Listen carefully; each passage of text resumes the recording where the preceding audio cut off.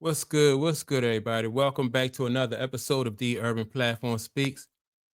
Make sure to like and subscribe as you tune into the channel and check out the content. And with that being said, I want to react to some comments a young lady made about like how feminism is affecting relationships in the black community, right?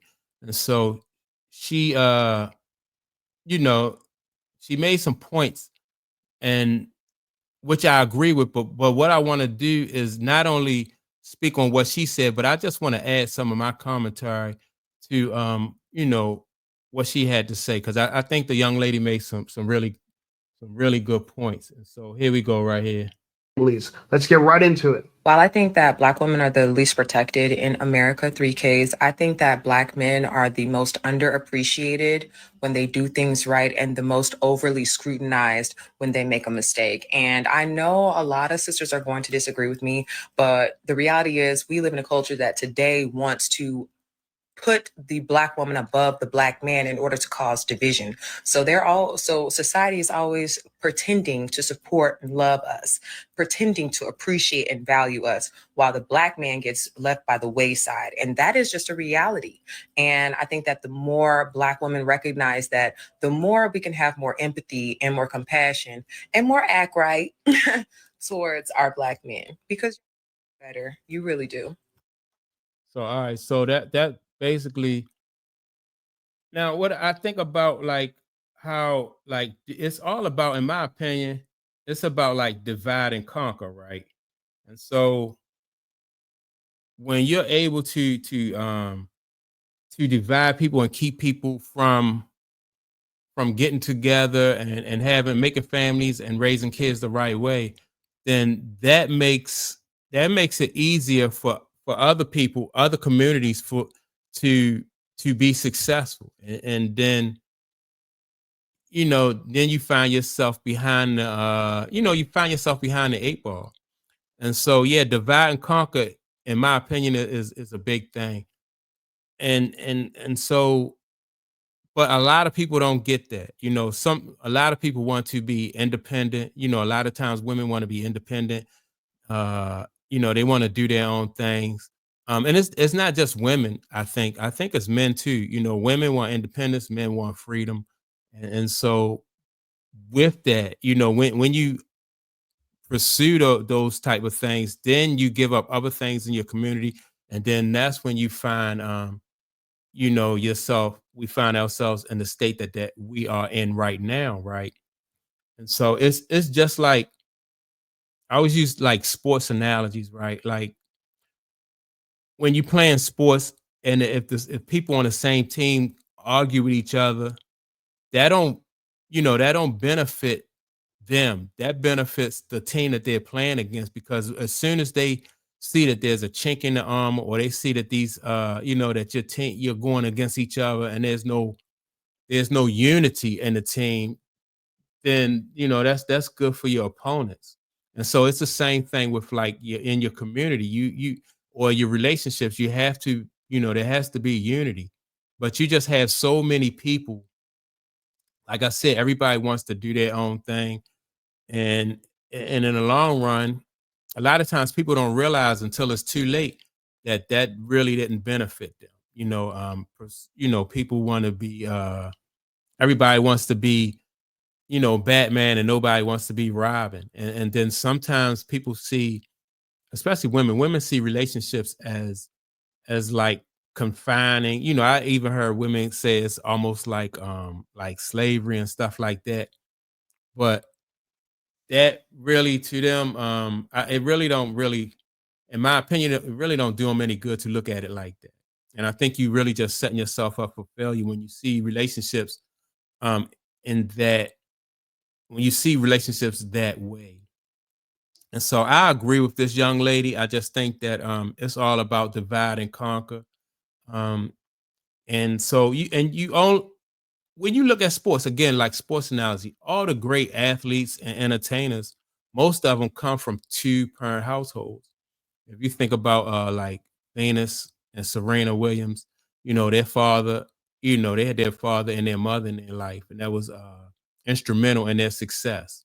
When you look at Michael Jordan, he was raised by his mother and his father. Same thing with Tiger Woods, raised by his mother and his father.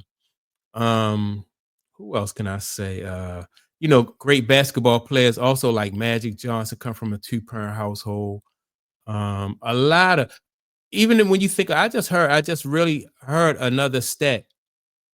Like all of the black quarterbacks who have won Super Bowls come from two-parent households where their father was in their life. So it's really something to that, whereas though it's good for families to stay together, um, and really and raise the kids together and do, put the kids in a better position to succeed. It don't really help the kids, to come from a broken home.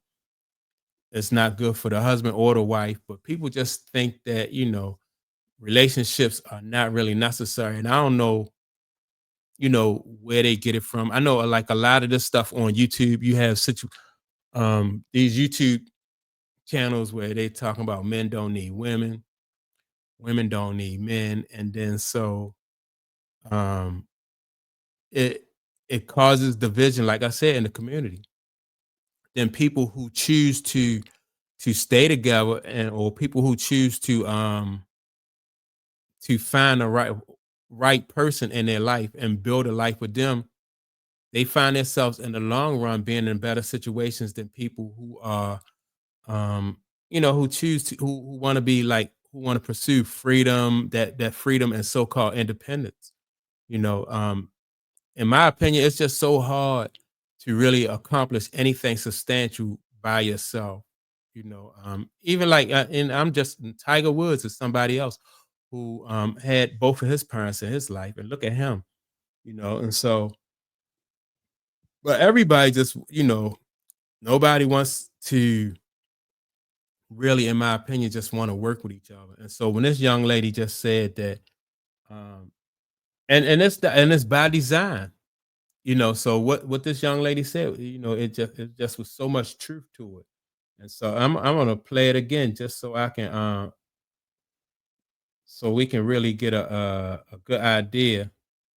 Let me see. Yeah, because I just think that it's worth hearing because this young lady just hit the nail on the head. All right, here we go.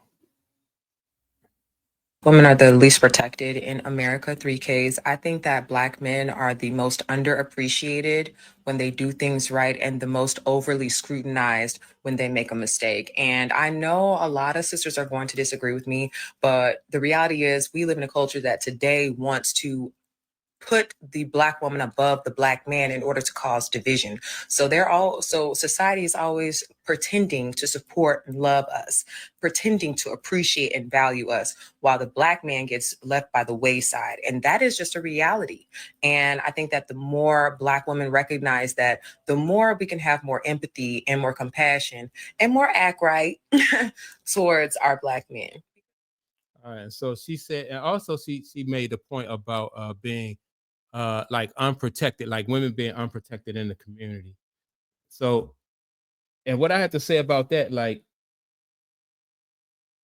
women think that they don't need men for protection because they are because now if something go wrong, you can just call the police and stuff like that. But I still think that, like I said, I still think it's necessary, it's good for, to have a man in the house. When other people, when your neighbors or people see that, there's a man in the house, like they show a different kind of respect. No, it's less likely for somebody to come to your house with some nonsense if they see a man coming and going in your house. I was taught that as a young kid that it just looks better when you see a family or a man at the house. That there's going to be some pushback if you go over there. You go to somebody's house with some nonsense. There's definitely going to be some pushback, and so I think she made a lot of good points. I definitely agree with her. I just think that so many people just want to be, they just want to be independent, and they don't realize until later on. Like I said, they don't realize till late in life that like they chasing independence and all that other stuff. But it's just a tougher road. It's harder to accomplish something when you carrying a full load by yourself. And yeah, they just don't get it. And so that's my take on it. I just I just wanted to comment on her comment because I thought that she made a lot of good sense in what she was saying. And yeah, that's my comment. Don't forget to like and subscribe. Also, leave a comment and let me know what you think about what she said. And I will check you all out in the next video. Peace.